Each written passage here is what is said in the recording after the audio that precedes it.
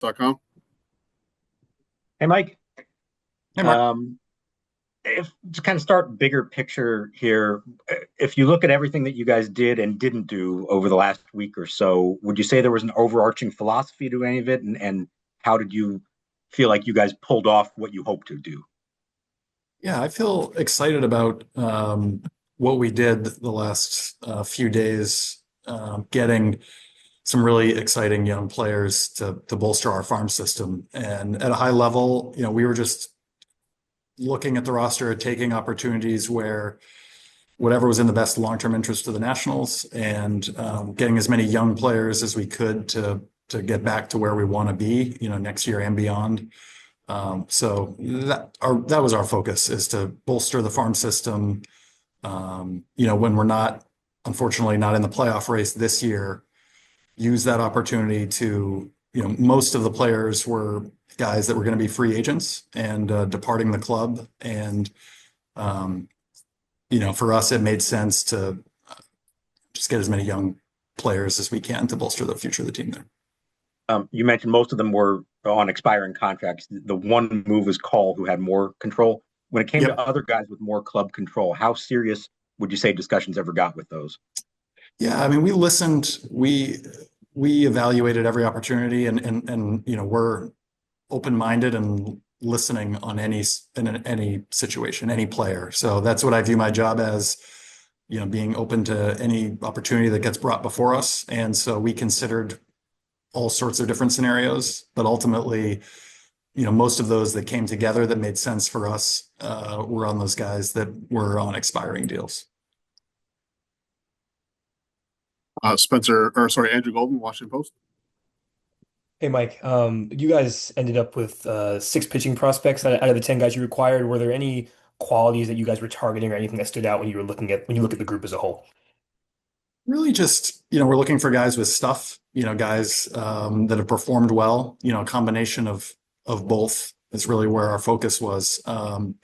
We feel like we got several guys that have that. Eric Swan, a really big guy with big stuff. Strikes a lot of guys out, has velocity, can spin the ball. So just a lot of ingredients to be a successful major league pitcher down the road. Josh Randall, a guy in a big body, another big body that throws strikes and has a good breaking ball, also is around the strike zone. So we really were just looking for future impact and future talent, and ideally guys that can stay in the rotation and be starting pitchers for us, but really anybody that can impact future teams. We were excited to get several of those guys. I mean, some of those guys that pitch in the big leagues, like Jake Eater, Clayton Beater. So, it really kind of ran the gamut, but we tried to focus on guys with stuff and guys that have performed well. I mean, obviously, I know Mackenzie Gore was a hot name all week, especially with trade rumors. He talked about it in Houston yesterday. Did you all receive any offers you guys felt were competitive, and ultimately what led you guys not to move Mackenzie? Yeah, again, Mackenzie, we value him very highly, obviously, as a all-star starting pitcher under team control for, 2 more years. And so he's a big part of our team, a big part of the club going forward. And again, in my position, you listen on anything that's brought to you, and you consider every scenario. And ultimately, where we came out, we value Mackenzie so highly, and just thought it was better for the Nationals to keep him.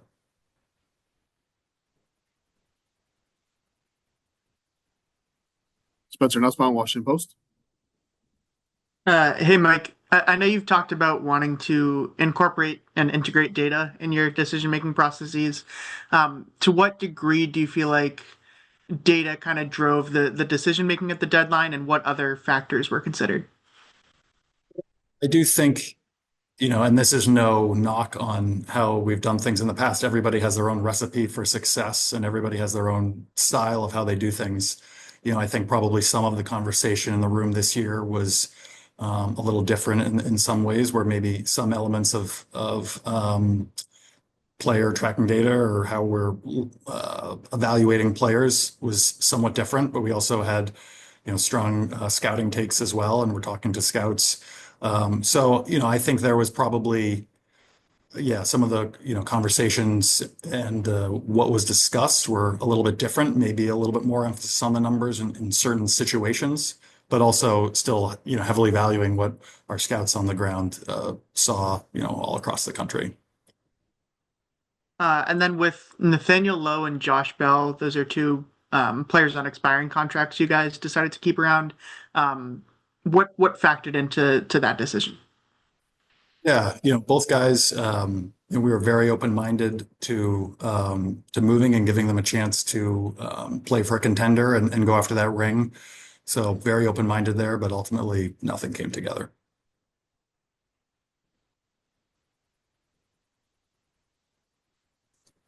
Jessica Camerato, MLB.com. Hey, Mike. Some of the players that you traded had pretty big roles on the team, namely Kyle Finnegan. I'm wondering immediate plans or short-term plans to fill that closer role.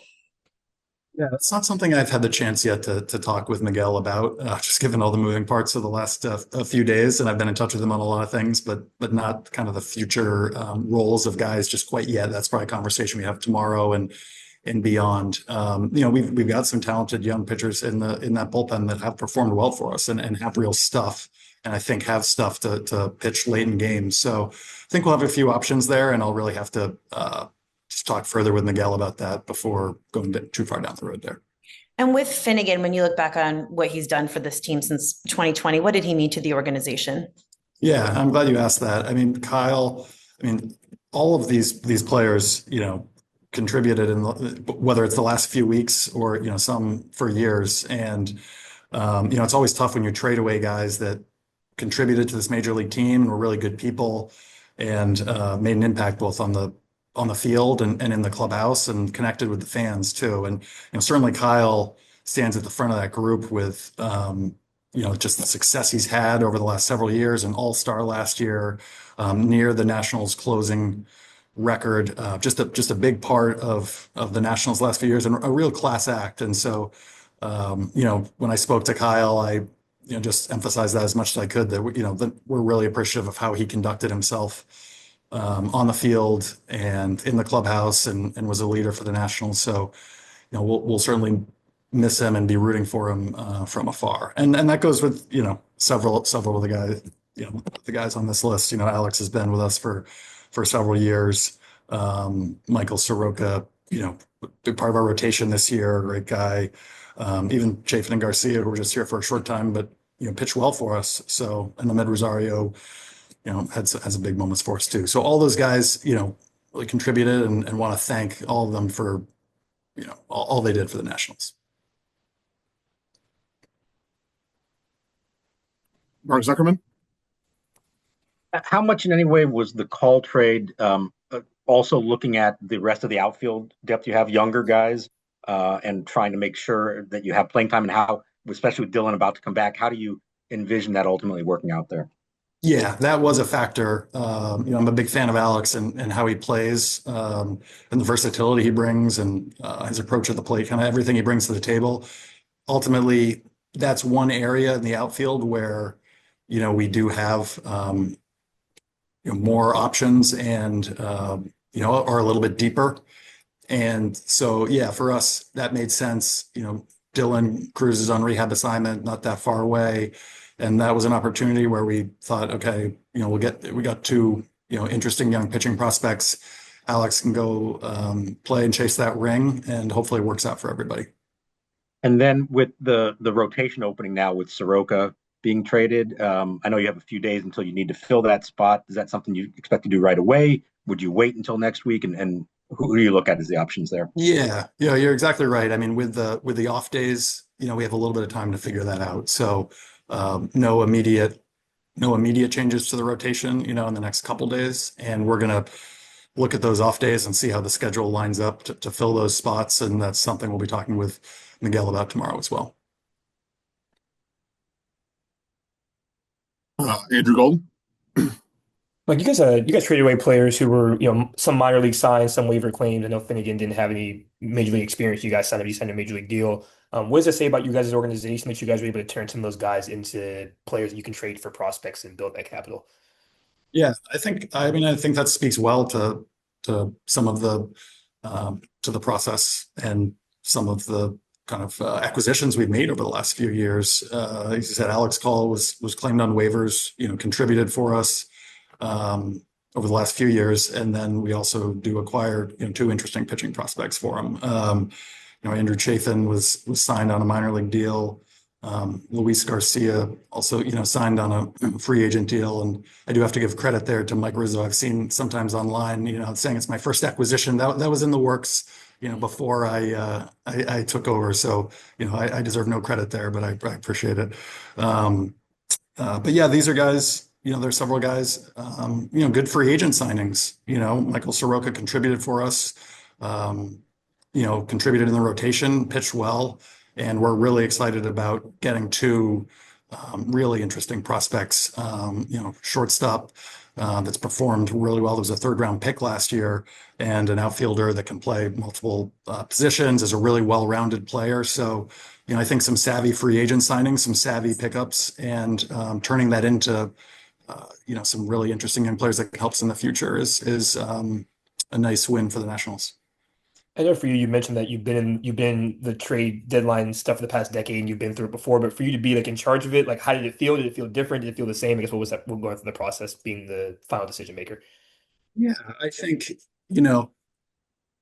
a little certainly different when you're the final decision maker, and I feel good about the results and the players we got, and really excited about that. Again, the conversations were somewhat different, just in terms of some of the things we were looking at and some of the different factors we were weighing.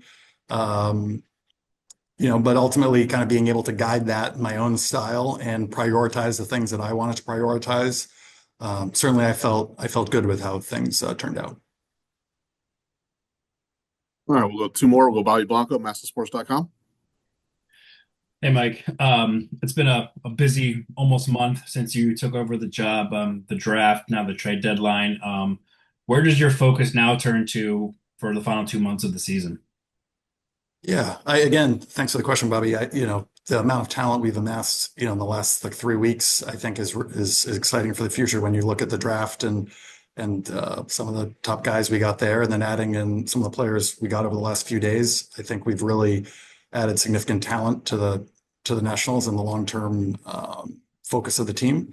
I think next, we're going to still evaluate over the next 2 months kind of where things stand at the major league level, take a close look at at the young players that are here, and some of the young players that can come up from AAA, and really see what we think they can bring to the table for 26 and beyond, and just continue that evaluation process, and just do everything we can to prepare for the off season and to be able to hit the ground running there as quickly as we can. So, that was a busy 3 or 4 weeks, and a lot more work left to do to get things where we want to go, and we're excited to do that. All right, and we'll finish up with Jess. I was wondering if I could ask you about two prospects that you got back in particular. Linyan, I know Lin, am I saying that correctly? Lin. Yeah, I believe it's Linyan. Linyan. Okay, that sounds way better than how I said it. What can you tell us about him? He's got a great changeup. That's the thing that stood out to us. He's not a tall guy, but he's got great pitchability. He's performed very well, through the minors, A-ball, high A. They even brought him up for, I think, a couple of outings in AAA, just, somebody that can handle that, even though he's a very young player. So his standout pitch is his changeup, and he's a fun guy to watch who, is around the strike zone, attacks the strike zone, has pitchability, and we're excited to see what he can do for us. Thank you. And also the other one I wanted to ask about is Franklin. He has a little bit more experience than some of the other guys. What have you seen from his development and scouting? Yeah, he's just a really well-rounded player. He's not a tall guy, but he's a very well-rounded outfielder. He can play all 3 outfield positions. He has good plate discipline. He can hit. He actually hits the ball hard, despite not being real big in stature. He's got a good arm. So, he can run. He's at least an average runner. So he's just a very versatile, well-rounded player, and I think he's going to be a very helpful piece for us in the future. All right. Thanks, Mike. Thanks, everybody. Appreciate it. We'll see you at the park tomorrow. Great speaking with you all. See you soon. All right. See you soon. Bye. Thank you. you.